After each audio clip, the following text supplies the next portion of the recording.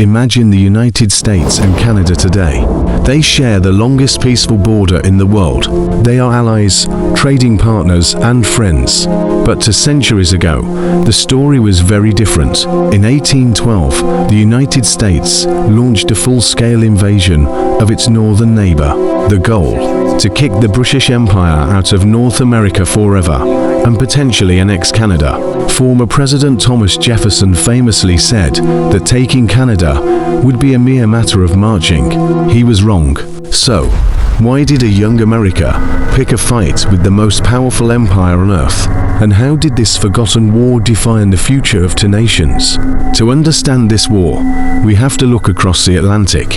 In the early 1800s, Britain was locked in a life-or-death struggle with Napoleon's France. The United States wanted to remain neutral and trade with everyone, but Britain had other plans: to starve France of resources.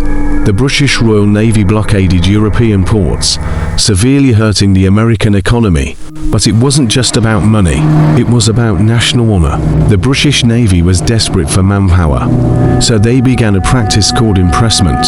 They would stop American commercial ships, kidnap sailors claiming they were British deserters, and force them to serve in the Royal Navy. By 1812, the British had impressed over 15,000 American sailors.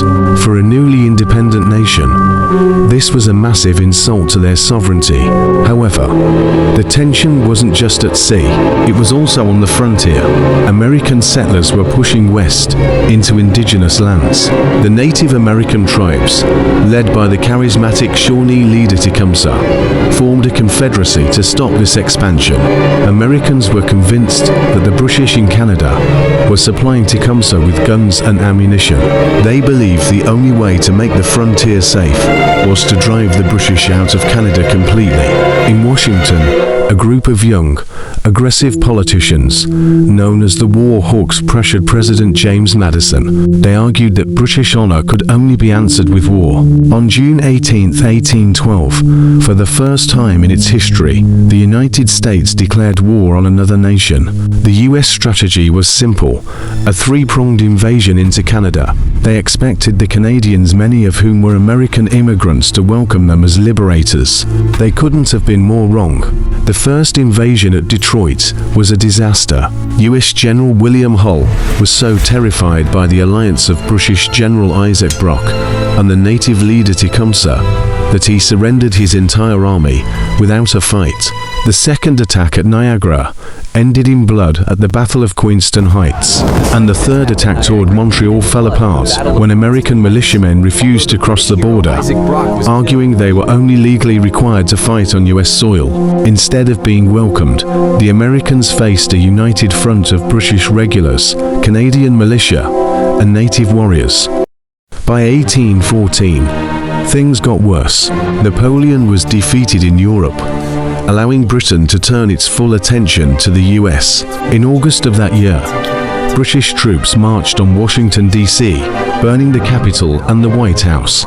It was the darkest hour for the American government, but the Americans didn't give up. They held firm at Baltimore, where the survival of Fort McHenry inspired the poem that became the Star-Spangled Banner. By the end of 1814, both sides were exhausted.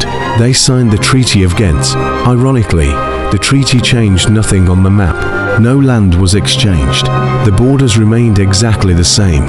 So, who won? Technically, it was a stalemate. But for the United States, it was a second war of independence, proving they could survive against a superpower.